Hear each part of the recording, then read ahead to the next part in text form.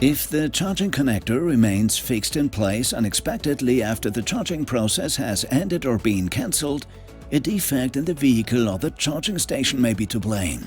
You can operate the electric manual release mechanism by using the vehicle key. To do this, press the unlock button on the remote control 3 times in quick succession. You should then be able to disconnect the vehicle's charging connector. If this does not work, you can use the manual release mechanism for the charging connector in the luggage compartment. You should first open the luggage compartment. You will see a small cover on the lower right side. Turn the fastener 90 degrees. Press the perforated edges of the trim and open the cover. Then pull the yellow strap to unlock the charging connector. You will then be able to disconnect it. Be sure to follow the instructions in the vehicle manual. Volkswagen.